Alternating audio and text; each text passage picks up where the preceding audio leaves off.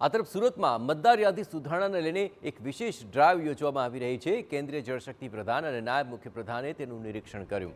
સી.આર. પાટીલ અને હર્ષ સંઘવી વિવિધ બૂથો પર પહોંચ્યા હતા। એસઆરની કામગીરીને લઈને તેમણે નિરીક્ષણ પણ કર્યું હતું। બીએલઓની કામગીરી સંતોષકારક હોવાનું સી.આર. પાટીલે જણાવ્યું। આપણે જણાવીએ કે સુરત શહેર ભાજપ દ્વારા મતદાર યાદી સુધારણાને લઈને વિશેષ ડ્રાઈવ યોજાઈ ગઈ કે જેમાં કેન્દ્રીય જળશક્તિ પ્રધાન સી.આર. પાટીલે કામગીરીનું નિરીક્ષણ કર્યું હતું। તો રાજ્યના નાયબ મુખ્યપ્રધાન હર્ષ સંઘવી પણ વિવિધ બૂથ પર પહોંચ્યા હતા। સી.આર. પાટીલે બીએલઓની કામગીરી સંતોષકારક હોવાનું કહ્યું। સાથે જ જણાવ્યું કે આ કામગીરીથી બોગસ મતદારો મતદાન યાદીમાંથી દૂર થઈ જશે।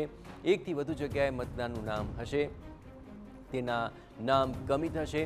તેમણે અપીલ કરી કે જે મતદારોના હજુ પણ ફોર્મ ભરવાના બાકી હોય તેઓ ઝડપથી ફોર્મ ભરી પ્રક્રિયા પૂર્ણ કરે।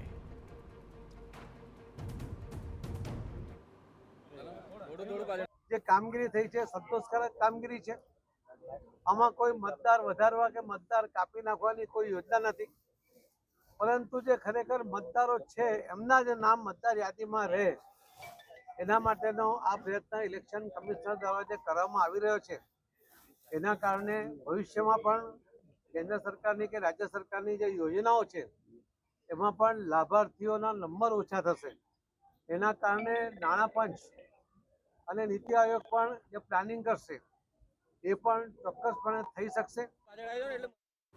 મહત્વપૂર્ણ છે કે મજૂરા 84 ઉધના લિંબાયત વિધાનસભા ક્ષેત્ર બૂથોની મુલાકાત લેવાય તો ઉધના કરંજ કતારગામ વરાછા સુરત પશ્ચિમ વિધાનસભાના બૂથોની પણ મુલાકાત લીધી।